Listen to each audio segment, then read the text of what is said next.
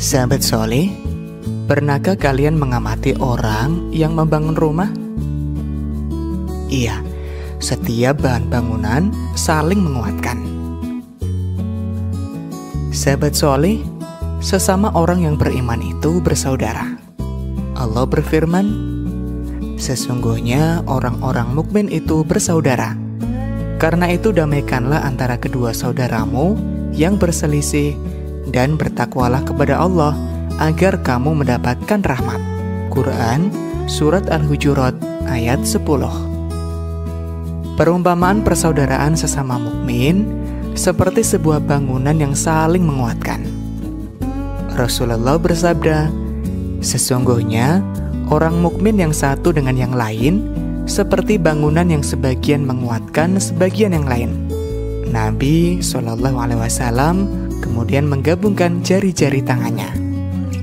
Hadis riwayat Bukhari dan Muslim. Nah, pada bab ini kita akan belajar kisah Nabi Muhammad membangun kota Madinah. Ayo kita mulai. Doa sebelum belajar. Rabbi zidni ilma warzuqni fahma. Ya Allah, tambahkanlah aku ilmu, dan berikanlah aku rizki akan kepahaman.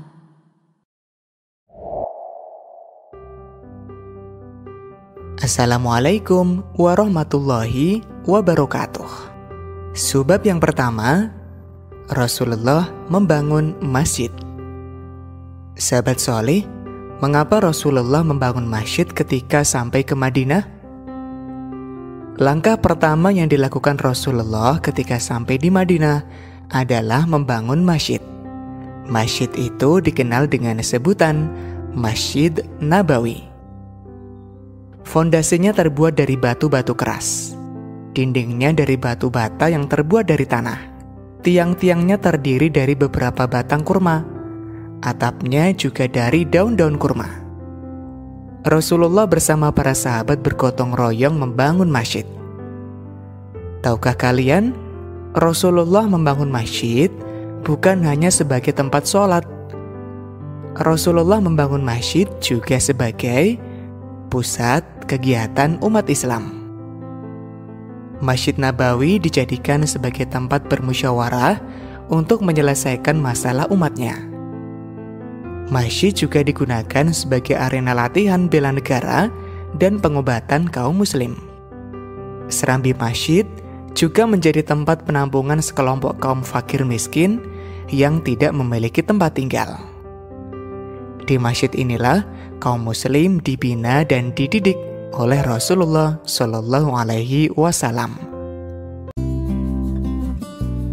Sahabat soleh, orang yang pindah tempat tinggal tentu memiliki alasan. Ya, bisa jadi karena mengikuti orang tua yang pindah tempat kerja, ikut saudara, mau melanjutkan sekolah atau ke pesantren, atau karena bencana alam dan lain-lain. Tahukah kalian, ketika Rasulullah SAW dan para sahabat hijrah dari Mekah ke Madinah, tak banyak barang yang dapat dibawa. Para sahabat harus rela meninggalkan harta benda mereka di Mekah. Jika ada yang membawanya, mereka dihalangi dan baru diizinkan pergi jika bersedia meninggalkan harta kekayaannya. Nah, dari sinilah Rasulullah menjalin ukhuwah. Bagaimana kisahnya? Yuk kita. Assalamualaikum warahmatullahi wabarakatuh. Sebab yang kedua, kita belajar Rasulullah menjalin ukhuwah. Sahabat soleh, orang-orang yang hijrah dari Makkah ke Madinah disebut dengan kaum muhajirin. Mereka rela meninggalkan keluarga, harta kekayaan, serta kenyamanan di Mekah. Mereka rela hijrah ke Madinah dengan membawa keyakinan kepada Allah dan Rasulullah. Sahabat soleh, kalian sudah belajar tentang sikap senang menolong. Senang menolong orang lain yang membutuhkan termasuk perilaku terpuji.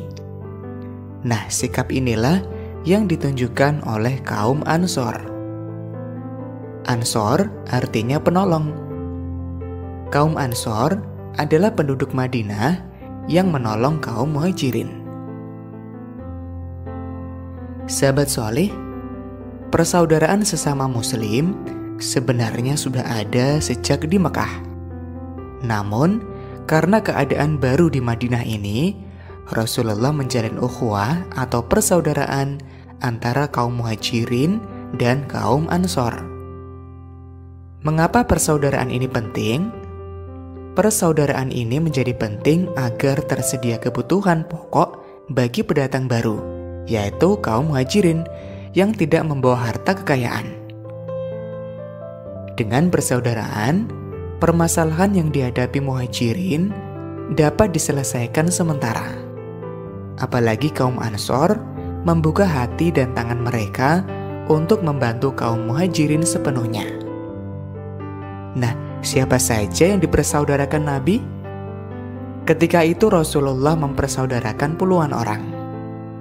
Persaudaraan antara kaum muslim yang dijalin Rasulullah bukan hanya memberi bantuan dari orang kaya kepada yang tidak punya.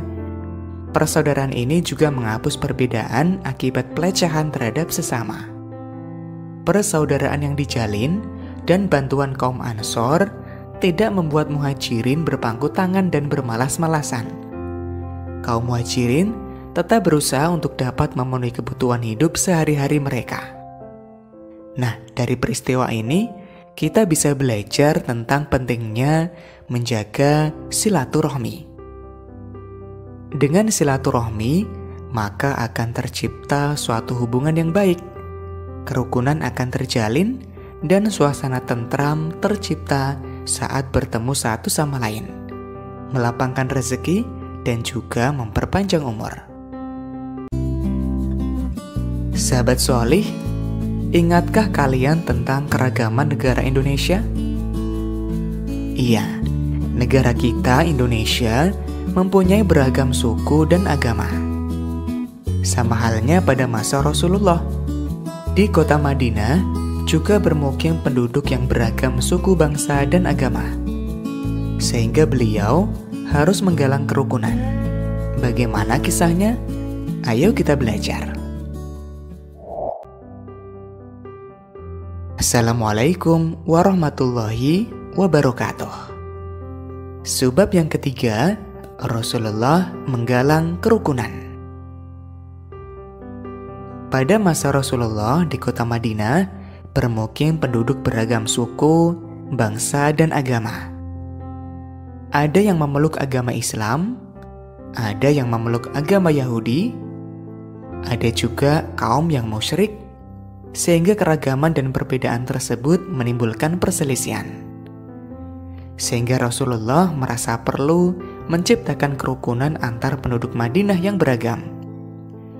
Rasulullah melakukan perjanjian antara kaum muslim, yaitu Muhajirin dan Ansor, dengan kaum Yahudi sebagai penduduk Madinah. Isi perjanjian ini kemudian dikenal dengan Piagam Madinah. Secara umum, Piagam Madinah berisi tentang pengakuan sebagai umat, baik sesama muslim maupun berbeda agama yang memiliki tujuan sama. Penduduk Madinah yang beragam memiliki hak dan kewajiban yang sama. Penganiayaan harus dihindari, bahkan dihilangkan. Hukum harus ditegakkan tanpa membedakan suku dan agama. Sahabat solih, negara kita adalah negara yang beragam suku, bahasa, dan agama.